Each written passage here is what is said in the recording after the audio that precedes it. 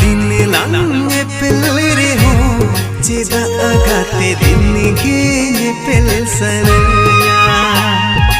din lang